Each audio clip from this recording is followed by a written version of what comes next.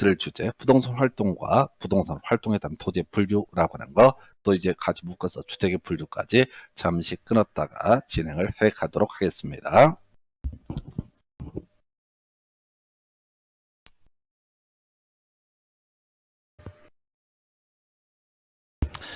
자, 계속해서 이제 부동산 활동, 그다음에 부동산 활동에 따른 토지의 분류, 또 주택의 분류 묶어서 설명드리도록 하겠습니다. 그래서 자, 부동산 활동 관련해서 부동산 업이라고 하는 것이 이슈가 되게 되죠. 나중에 이제 공부 좀 하시다 보면 세법 파트에서 이 부동산 업이라는 주제에 대해서 또 한번 간단하게 설명을 드리게 될 겁니다. 그래서 나중에 그 종합소득세라고 하는 파트가 약 2년에 한 문제 구성이 되게 되는데, 자, 부동산 업 에서 발생하는 소득이라고 하는 기본적으로 사업소득으로 분류가 돼서 종합소득세 과세 대상이 되게 됩니다. 물론 주택 임대업 같은 경우에 따라서 비과세 대상이 있는 건 그 다음 세법에서 논의를 할 주제고요. 먼저 부동산 업이라고 하는 거, 자, 이렇게 분류가 됩니다. 자, 부동산 임대 및 공급업이라고 하는 거 해서 일단 뒤에서 보시겠지만 임자고 공자 따서 임대 및 공급업이라고 하는 것이 하나의 이슈가 될 테고요. 그 다음에 부동산 임대 및 공급업은 부동산 임대업이라고 하는 것과 부동산 개발 및 공급업이라고 하는 것, 요렇게 구분을 하게 됩니다. 그래서 지금 임대 및 공급업이라고 되어 있었잖아요. 그래서 지금 이제 임대업 하나 있었고 부동산 개발 및 공급업이라고 하는 거, 요렇게 두 개로 대별을 해볼 수 있습니다. 자, 그리고 나서요, 부동산 관련 서비스업, 나머지를 묶어서 부동산 관련 서비스업 이런 용어를 쓰게 되는데요. 자, 관리업이라고 하는 것이 소위 이제 부동산 관련 서비스업의 일종이 되게 됩니다. 그 다음에 이제 부동산의 중개, 자문 및 감정평가업이라고 하는 거 해서 일단 외우실 게 공, 그 다음에 관, 중, 자, 감, 요렇게 뼈대 잡아 주셔야 됩니다. 그래서 임공은 임대 및 공급업의 하부 분류가 될 테고요. 나머지 관중, 자감이라고 하는 것은 부동산 관련 서비스업의 한 종류가 되게 된다. 그래서 임공, 관중, 자감이라고 해서 이렇게 해야지 이게 외워져 있어. 임공, 관중, 자감 해서 부동산 임대업, 부동산 개발 및 공급업, 부동산 관리업, 부동산 중개, 자문, 그 다음에 감정평가, 이렇게 해서 임공, 관중, 자감. 자, 31회 때는 요거하고 요걸 이제 비교하는 그런 문제가 구성이 됐었죠. 그래서 부동산 관련 서비스업이 아닌 것을 고르죠. 이런 문제 좀 독특하게 이제 구성이 됐었고요. 그 전에 이제 논의됐던 것들 문제 통해, 자, 쟁점 통해서 보겠습니다. 그래서 자, 먼저 부동산 임대업이라고 하는 거, 임대업에 공통적인 요소가 있다고 치고요. 그 앞에 주, 비, 기 이렇게 되어 있습니다. 그래서 주거용 건물의 임대업, 비주거용 건물의 임대업, 그 다음에 기타 부동산 임대업 이렇게 되어 있어요. 그래서 주거용, 비주거용 공통적인 요소는 건물이라는 거죠. 그럼 기타는 뭐가 되겠어요? 토지를 의미하게 됩니다. 그래서 토지 임대업도 있다라는 의미가 되겠죠. 그래서 주, 비, 기 이렇게 구분합니다. 또 하나가 부동산 개발 및 공급업이라고 하는 거. 자, 개발 및 공급업은 공통적인 요소가 되게 될 테고, 여기 보니까 주, 비, 기 이렇게 대별을 해보고 있습니다. 그래서 주거용, 비주거용, 기타 이렇게 세 개로 나누어서 볼 수가 있죠. 해서 주, 비, 기라고 하는 것이 하나의 이슈가 되게 된다. 그래서 자, 일단은 자, 이게 주거용 건물의 개발 및 공급, 아파트 같은 것을 공급하는 걸 얘기하게 되는데, 비주거용은 상가 같은 것을 공급하는 경우를 따지겠죠. 기타는요, 당연히 토지라고 하는 부분과 관련이 되게 됩니다. 그래서 하여튼 주비기 이런 순서로 가는 거. 그래서 자, 임공, 관중, 자감, 그 다음에 임대업과 개발 및 공급 앞에는 주, 비기 총 3개로 대별해 볼 수가 있다. 그 다음에 이제 부동산 관리업이라고 하는 세부 항목을 보게 되면 주거용 건물의 관리업과 비주거용 건물의 관리업이라고 하는 것이 있게 됩니다. 예. 근데 3번, 자, 기타 부동산의 관리업이라는 것은 존재하지 않습니다. 그래서 초판에 이게 X표를 쳤어야 되는데 표시가 제대로 안 되어 있습니다. 그래서 초판 교재를 가지고 있는 분은 요거 X표를 쳐주시기 바랍니다. 그래서 이미 시험에 나왔어요. 뭐라고? 기타 부동산 관리업 해서 부동산업의 분류 틀린 것을 고르시오해서 기타 부동산의 관리업이라고 하는 것은 존재하지 않습니다. 뭔 소리냐면 토지를 따로 관리를 하고 말고 이를 성질의 것이 아니잖아요. 그래서 기타 부동산 관리업은 존재하지 않는다. 이렇게 가게 됩니다. 그 다음에 이제 부동산 중개 자문 및 감정 평가업이라고 하는 개념이 있게 됩니다. 그래서 보게 되면은 자, 이제 했던 거 다 나오죠. 자, 중개업이라고 하는 것이 있게 될 테고요. 투자 자문업이라고 하는 것이 있게 될 테고요. 감정평가에서 중자감 이렇게 외우시면 됩니다. 해서 요 정도가 부동산 업의 분류라고 해서 8개, 9개, 10개, 11개, 총 11개 업종을 묶어서 부를 때 부동산 업이라고 분류를 합니다. 이건 이제 통계청이라고 하는 데서 자, 부동산업의 분류 체계를 잡아놓은 거예요. 그러면 이제 제일 쉽게 구성되는 것이 기타 부동산의 관리업이라고 하는 것은 존재하지 않는다. 이게 첫 번째 포인트. 그다음에 중개는 이제 기업공인중개사 자 개공이 하는 거죠. 그다음에 이제 중개업자가 뭐 경우에 따라서 매수 신청 대리라고 해서 나중에 공인중개사법화돼서 나와요. 그래서 대리업도 할 수가 있습니다. 개공의 일정한 요건 하에서. 그 다음에 투자 자문업이라고 하는 거. 자, 이건 투자론이라는 영역과 같이 연계가 될 겁니다. 그러면 감정평가론이라는 개념과 연계가 되는 것이 감정평가업 이렇게 이제 분류를 해요. 그래서 지금 뭐가 문제가 되냐면 금융업이라고 하는 것은 어떻다? 따로 존재하지 않는다라고 하는 거. 부동산 금융업이라는 것은 어떻다? 존재하지 않는다라고 하는 거죠. 오래전에 나왔던 주제 하나, 부동산 금융업 존재하지 않는다. 기타 부동산의 관리업은 존재하지 않는다. 요거 기계적으로 가시고 전체 그림 바로 임공관중자감, 임공관중자감 요렇게 잡아주실 거예요. 요게 이제 한 3, 4년에 한 문제씩 구성이 되는 그런 주제가 되겠습니다. 그래서 요렇게 해서 자, 부동산 활동과 관련해서 부동산업이라는 개념을 체크를 해 드렸습니다. 그래서 이게 하나의 주제고요. 이게 이제 역시 뭐 단순 암기 영역이다 보니까 좀 재미가 없습니다. 그래서 이걸 하나하나 의미를 되새긴다 한들 시험과는 별 관련이 없습니다. 그래서 어찌됐든 부동산 활동이라는 개념 하나 체크해 드렸고요. 그 다음에 이제 검토 드릴 주제가 바로 부동산 활동에 따른 토지의 분류라는 개념을 살펴보도록 합니다. 그래서 자, 지상물의 존부에 따라서 바로 나지와 건부지라고 이렇게 토지를 분류를 하게 됩니다. 그래서 자, 앞에서 우리가 그런 얘기 있었잖아요. 자, 토지로부터 독립된 정착물하면서 그 예시값으로서 건물 등을 예시를 했습니다. 해서 자, 나지라고 하는 것과 건부지라고 하는 것이 있게 된다. 그래서 우리가 이제 일상의 용어로 나대지란 말을 많이 썼었죠. 그래서 근데 부동산 학이라는 과목에서는 나지라는 표현을 씁니다. 그 다음에 이제 건부지, 나중에 부지라는 개념을 같이 이제 공부를 하게 되는데, 이제 고부지는 좀 달라요. 여기서 나지와 건부지, 나지라고 하는 거. 아무것도 없는 토지입니다.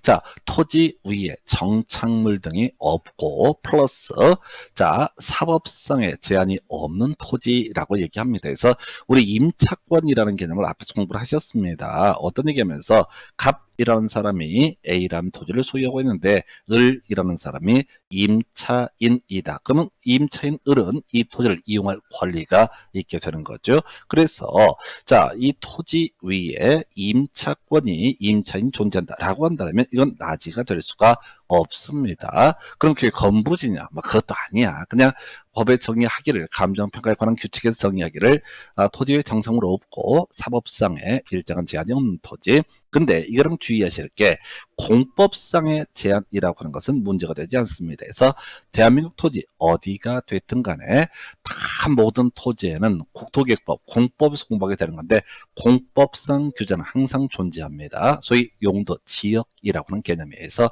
전국토 21개 중에 하나의 등급을 매겨서 일정한 건폐율과 용적률, 용도 제한 등을 하는 것, 이걸 이름하여 뭐라 부른다?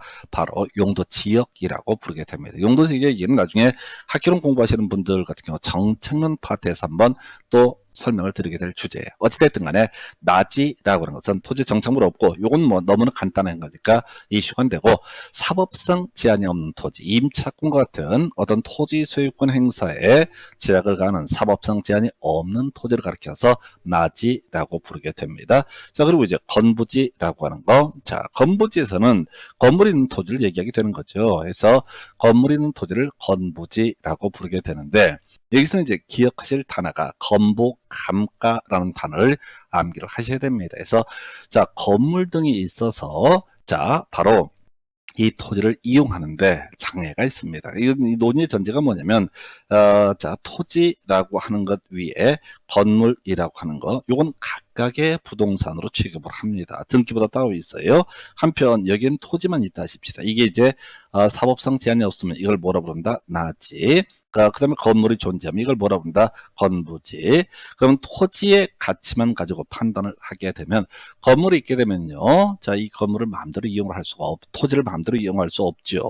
그래서 바로 건부 감가, 가격을 깎는다라는 얘기가 감가라는 개념, 건부 감가라는 개념 때문에 상대적으로 가격이 어떻다? 낮게 평가가 되게 된다. 그래서 자, 건부 감가 때문에 높게 평가된다. 이렇게 유치하게 나왔던 적도 있습니다. 그래서 자, 부동산 활동에 따른 토지의 분류라고 해서 어떤 토지 위에 지상물 등이 존재하는지 여부에 따라서 없으면은 나지, 그 다음에 있으면은 건부지 이렇게 정의를 하게 됩니다. 그래서 건물 있는 토지 이걸 건부지라고 부르게 돼요. 자, 그리고 나서 이제 검토 드릴게.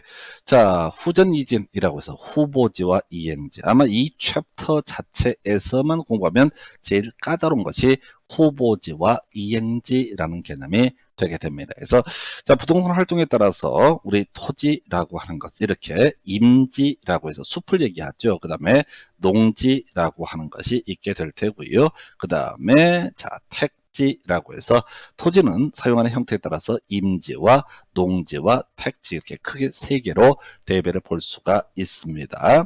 그래서 임지라는 것은 숲으로 있는 토지죠. 그 다음에 농지는 자, 우리가 어디서 공부했더라? 저기 자, 공간정보법 할 때 지목 중에서 전답 과수원이라고 해서 전, 물을 상식으로 이용하지 않고 자, 과수류를 제외한 식물 등을 재배하는 토지, 물을 상식으로 이용하여 재배하는 토지를 가리켜서 답 이라 불렀었고요. 그 다음에 과수원, 과수류를 재배하는 토지. 자, 전답 과수원 등을 보통 묶어서 뭐라고 합니다? 농지라고 부르게 됩니다. 그래서 단계가 임지, 숲 있는 상태예요. 그래서 농지는 전답, 과수원 이렇게 대별해 볼 수가 있겠고요.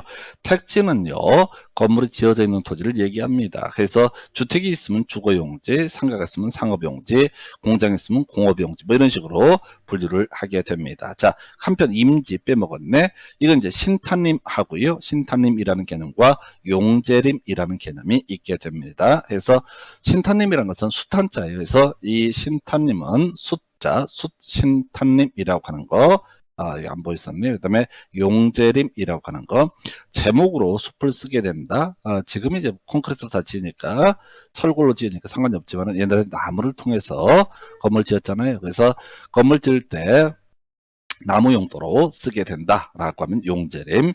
자, 그 다음에 땔감용으로 쓰게 되면 신탄림이라고 부르게 됩니다. 자, 뭔 얘기를 하려고 이 얘기를 하냐면은, 자, 정리하면은, 자, 토지라고 하는 것은 사용하는 형태에 따라서 임지, 농지, 택지로 대별해 볼 수가 있다. 임지는 신탄림과 용재림, 농지는 전답과수원, 택지는 주거상업, 공업용지 등으로 대별해 볼 수가 있다. 그래서, 자, 봐볼까요? 임지에서 농지로 변화될 테고, 농지에서 택지로 변화가 보통 되게 될 것이다. 물론 임지에서 바로 이제 택지로 가는 것도 있을 수가 있겠죠.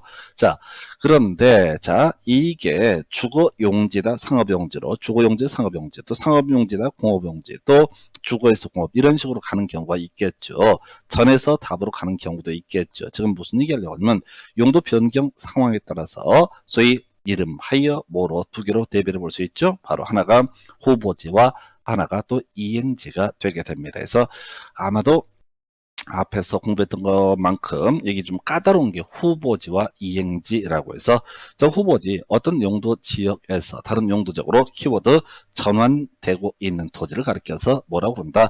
후보지라고 부르게 된다라고 합니다. 한편 이행지라고 되는 것은 진행되고 있는 토지라고 이렇게 정의를 하게 됩니다. 그래서 자 지금 보게 되면 임지, 그다음에 농지, 택지 이렇게 큰 그림이 바뀌고 있는 상태의 토지를 가리켜서 뭐라고 한다? 호보지라는 표현을 쓰게 됩니다.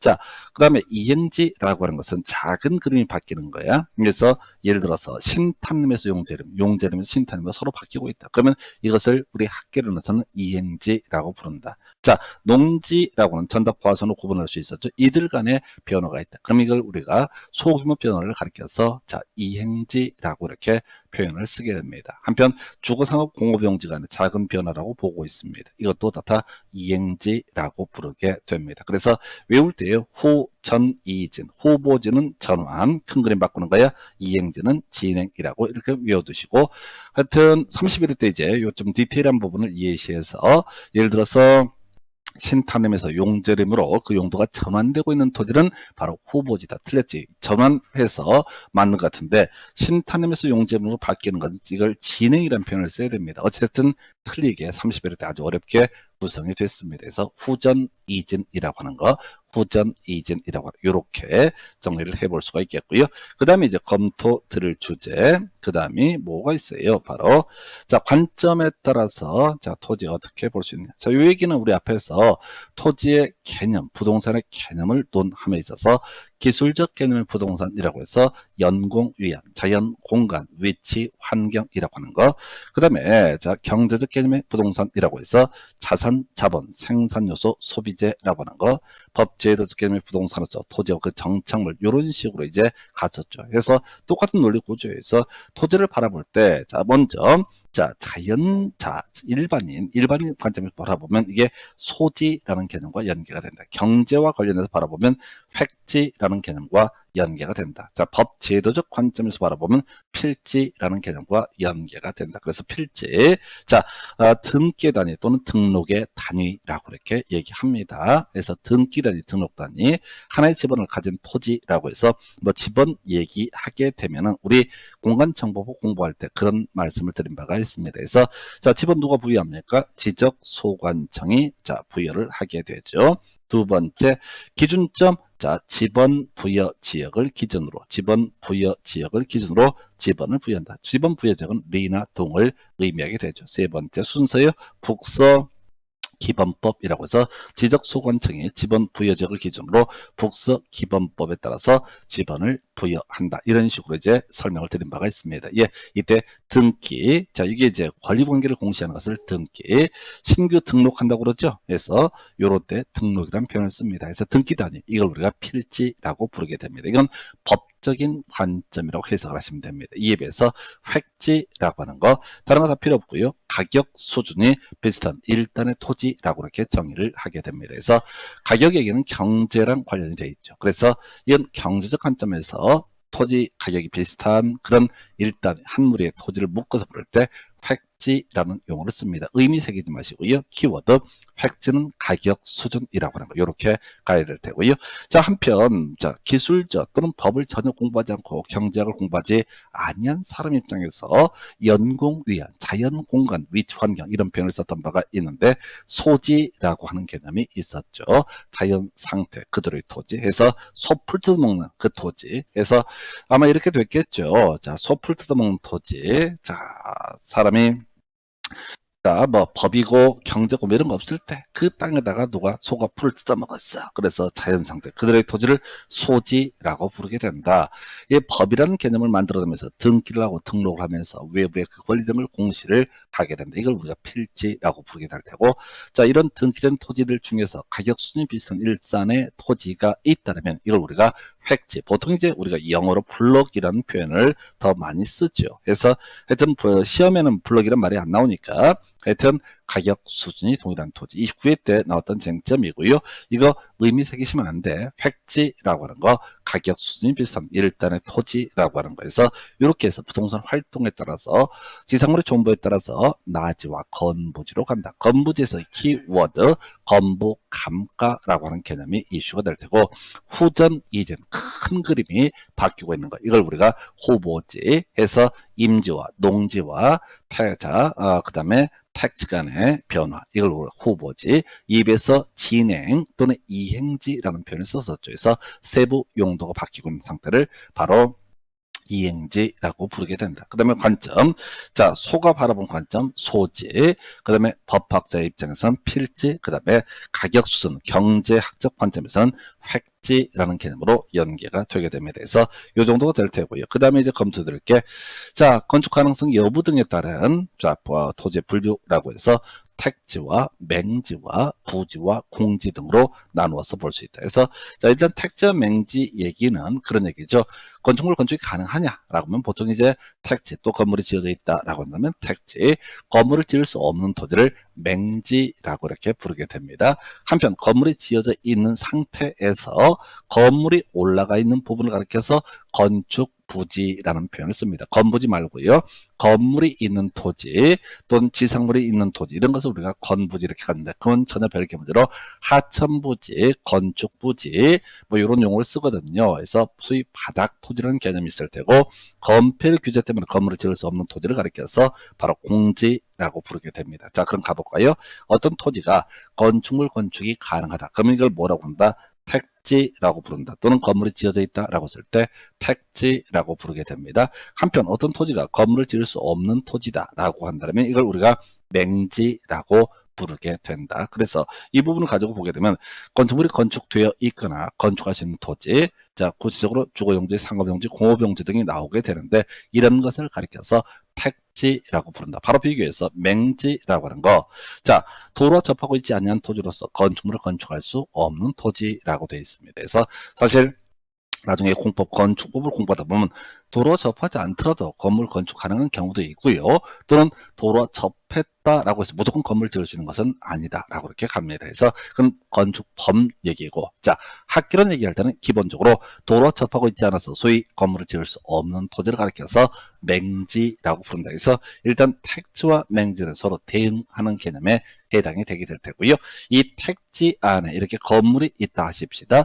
그러면 이 건축물 밑에 있는 토지를 뭐라고 한다? 바로 부지라고 부르게 됩니다. 그래서 일정한 용도로 사용되거든 바닥 토지를 총칭하는 개념이라고 해서, 사실 이 부지라고 하는 것은 하천 부지, 하천 밑에 토지, 건축 부지, 그런 건물 밑에 토지, 이렇게 해서 바닥 토지를 얘기하게 됩니다. 자, 그런데 공지가 요즘에 간간히 나왔었죠. 그래서 건폐율 규제로 인해서 건물을 건축할 수 없는 토지. 자, 우리가 용도 지역이라고 하는 것을 공법에서 또 정체론 영역에서 공부를 하는데, 내가 땅을 100평을 갖고 있다고 해서 이 땅 100평에다 가득 채워서 건물을 지을 수는 없습니다. 예를 들어서 50%만 지어라 라고 하는 개념, 하늘 위에서 봤을 때 전체 대지 면적 기준으로 50%만 지어라 라는 식의 개념을 바로 뭐라고 한다? 건폐율이라고 부르게 됩니다. 물론 나중에 용적률이라고 해서 위로 쌓아 올리는 거, 얼마까지 올릴 수 있느냐, 이걸 우리가 용적률이라고 부르게 될 텐데, 일단 건폐율이라는 개념이 있게 된다. 해서 건폐율 50%면 100평 중에서 최대 얼마? 50평만 지을 수 있다. 그러면 이 50평 밑에 토지를 아까 뭐라고 한다? 부지라고 부르게 된다. 한편 자, 이 건폐율 규제 50%만 지을 수 있으니까 나머지 50%는 어디서 다 건물을 지을 수 없는 토지, 이걸 뭐라고 한다? 공지라고, 비워둬야 되는 땅, 법적인 규제 때문에 비워둬야 되는 땅을 공지라고 부르게 된다. 해서 자, 건축 가능성 여부 등에 따라서 일단 건축할 수 있거나 건축이 되어 있는 토지를 택지, 건물 지을 수 없는 토지, 도로와 접하지 아니한 토지라고 시험에 나옵니다. 이걸 맹지라고 부르게 됩니다. 한편 건물에 올라갔다, 택지에 건물이 올라갔다고 했을 때 건물 밑에 토지를 뭐라고 한다? 바닥 토지, 부지라고 부르고, 나머지 건물을 지을 수 없는 영역의 토지, 이걸 공지라고 부르게 된다. 이렇게 해서 건축 가능성 여부에 따라서 이렇게 택지와 맹지, 그리고 택지 안에는 부지와 공지 등으로 대비를 볼 수가 있다. 이렇게 정리를 합니다. 그 다음 논의할 주제, 자, 활용 가능성. 자, 요건 이제 미리 공식 외우고 들어가야 돼. 법빈포라고 해서 법 법빈포라고 외워두셔야 돼. 법빈포. 미리 키워드 외워야 돼. 자, 그 기억나시려나 모르겠다. 자, 영광이라고 하는, 전라도 가면 영광이라는, 자, 지금 군인가? 하여튼 간에, 거기 이제 굴비 있잖아요. 근데 영광굴비란 말을 쓰기도 하지만, 거기 이제 용어를 법성포굴비라는 용어를 쓰기도 합니다. 그래서, 자, 법성포굴비. 물론 이제 실제 생산은 대부분 중국에서 한다는 얘기도 있는데, 하여튼, 법성포 아니야. 법빈포야. 법빈포. 말을 외우셔야 돼. 법성포는 영광이 있는 것이고, 법빈포라는 개념이 있게 된다. 그래서 자, 이제 설명드리겠습니다. 법지와 빈지와 포락지라고 해서 법빈포. 요즘 문제 거의 대부분은 30일에도 마찬가지로 포락지를 가지고 답을 구성을 했던 바가 있습니다. 그래서 법빈포, 다시 영광 가면요, 굴비만 많이 나오는 포고 법성포, 그 다음에 학개론 공부할 때는 법빈포라고 이렇게 얘기를 하게 됩니다. 그래서 자, 법빈포의 의미가 뭐냐 했을 때, 자, 지금 도로가 이렇게 있다 하십시다. 도로가 있고 바다가 이쪽에 있어. 바다가. 그래서 도로에서 바다로 가는 길에 마주하게 되는 땅, 첫 번째 법지라고 하는 개념, 그 다음에 바닷가 물 위에 있는 땅, 이걸 빈지, 물 밑에 있는 땅, 이걸 뭐라고 한다? 포락지. 이렇게 외우시면 됩니다. 그래서 순서 법, 그 다음에 빈, 그 다음에 바다 밑에 있는 땅, 포, 이렇게 법빈포 이렇게 외우시면 됩니다. 자, 이걸 설명을 가지고 한번 내용을 확인을 해 보겠습니다.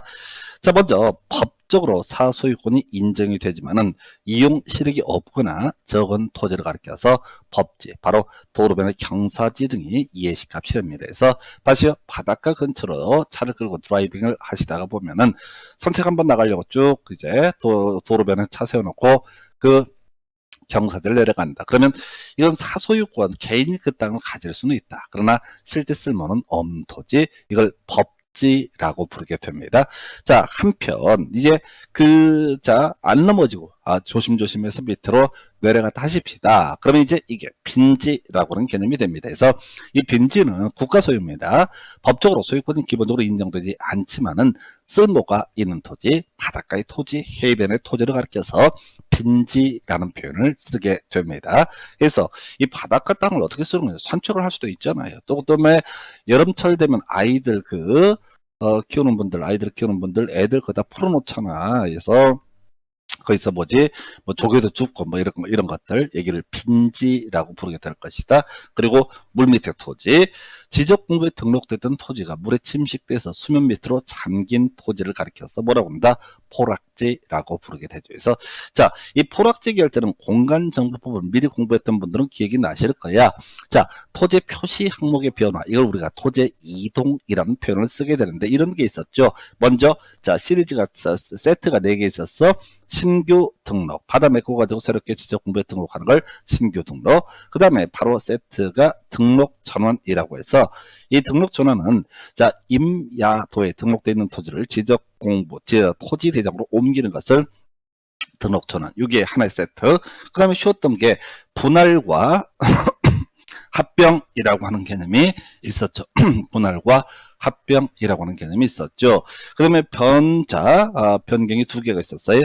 자, 토지 주된 용도 바꾸는 걸 지목 변경, 그 다음에 자, 지적도 또는 임야도에 있어서 이 정밀도를 바꿔주는 것을 축척 변경이라고 부르게 됩니다. 그래서 신규 등록, 등록 전환, 분할 합병, 지목 변경, 축척 변경. 마지막 세트가 뭐냐면 자, 등록상의 정정이라고 해서 등록상의 정정, 지적소관청 담당 공무원이 보니까 지적공부에 잘못 표시가 돼 있어 그 고치는 것을 등록상의 정정. 한편 바다로 토지가 지적공부에 등록이 됐다가 바다 밑으로 잠겨서 지적공부에서 그걸 삭제되는 것을 등록상의 말소라고 이렇게 부르게 됩니다. 그래서 기왕 얘기 나온 김에 자, 우리 공간정보법에서는 토지 이동이라고 해서 일정한 사유가 발생하면 토지 소유자 기본적으로 60일 내에 토지 이동 신청을 해야만이 원칙이다라고 하고, 다만 바다로 된 토지 등록 말소 같은 경우는 나중에 보겠지만 90일이라는 숫자가 나오게 된다. 그래서 약간 사이드 쟁점 설명드렸어요. 자,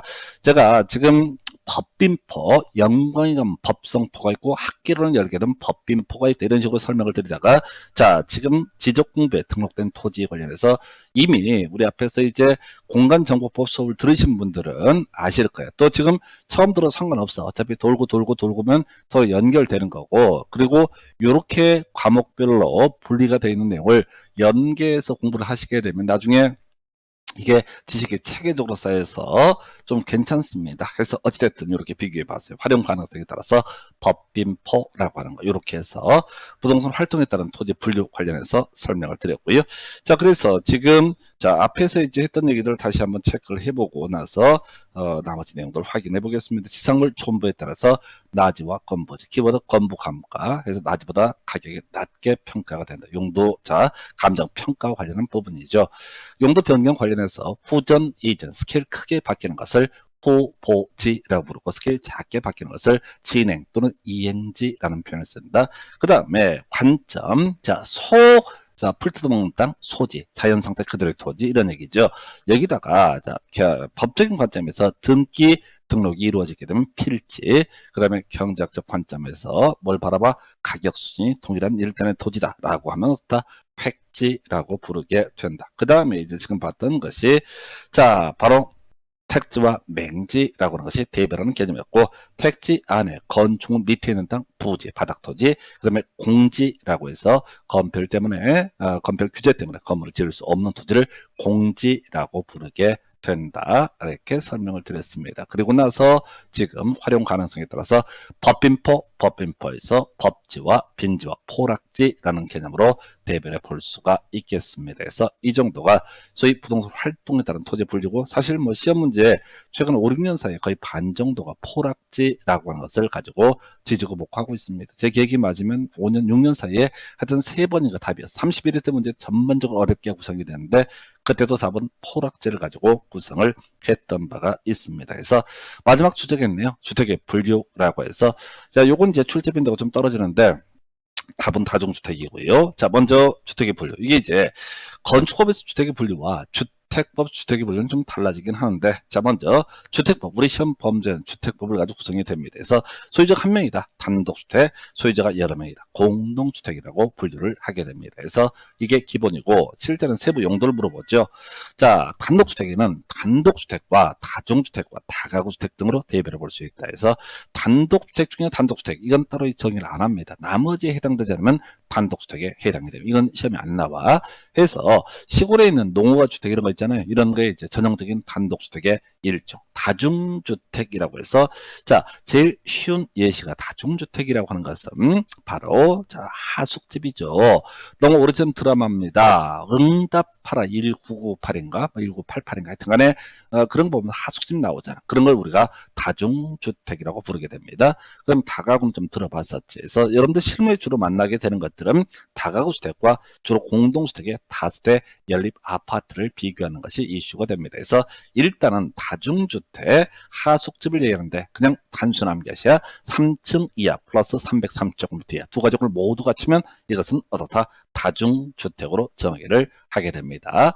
다가구주택은요 3층 이하의 600 전체 그 건물의 면적이 660제곱미터 이하에서 현실적으로 다가구주택은 원룸 같은 것들이 대부분 다가구주택에 해당이 되게 됩니다. 그래서 그 외에도 많은데 어쨌든 3층 이하에 330 이하가 되면 다중주택, 3층 이하에 660 이하가 되면 다가구주택이라고 분류합니다. 공동주택이요. 아파트, 연립, 다세대 세 가지로 나누어 보게 됩니다. 그래서 자, 먼저 다세대와 연립 공통적인 이슈가 되는 것이 4계층 이하가 되게 됩니다. 그래서 자, 그 동단위로 4층 이하가 주거용도로 쓰이면서 660제곱미터 이하가 되면 다세대라고 분류를 하고 있고요. 4층 이하의 660제곱미터 200평이죠. 이걸 초과하게 되면 연립으로 분류가 되게 됩니다. 그래서 자, 그 다음에 아파트는요 5계층 이상이 주거 용도로 쓰이게 되면 이걸 아파트라고 정의를 하게 됩니다. 그냥 여기에 주어진 요 데이터를 아주 단순 무식하게 외우셔야 돼요. 원래 정의는 대단히 복잡합니다. 그러나 실제 시험 문제 구성할 때는 딱 요것만 알고 있으면 문제를 풀 수 있게 세팅해줘요. 자, 그래서 이제 공부를 해 가실 때 방법 중에 하나가 그 텍스트를 막 일반 교재를 보면 막 뭐라고 써 있어. 그걸 여러분 머릿속에 암기할 수 있느냐? 못합니다. 너무 양이 많아서 못해. 제가 한 20년 했는데 그 줄줄이 이해는 될지 모르지만 실질적으로 시험장에서는 써먹을 수가 없어요. 그래서 자, 지금까지 문제 학개론 파트 주택의 분류는 100% 다중주택만 가지고 출제를 하고 있습니다. 그래서 몰라, 왜 그런지 모르는데 하여튼 이게 포인트. 그래서 이외에도 건축법에서는 단독주택 일종으로서 청와대 총리공관 같은 공관이라는 개념이 있을 수가 있겠고, 공동주택의 기숙사라는 개념이 있을 수가 있습니다. 그러나 주택법에서는 분양을 목적으로 는 법이고, 학개론에서 주택의 분류를 물어볼 때는 주택법을 가지고 출제가 되니까 우선 이거라도 정확하게 외워주시면 좋겠습니다. 그래서 자, 이렇게 해서 부동산 활동 관련해서 부동산 업이라는 거 보셨고요. 그 다음에 많은 출제가 이루어지고 있는 것이 부동산 활동에 따른 토지 분류 어려웠습니다. 그 다음에 마지막 주제가 주택의 분류까지 살펴드렸습니다. 자, 오늘 여기까지 수업 진행하겠습니다. 자, 수고했습니다.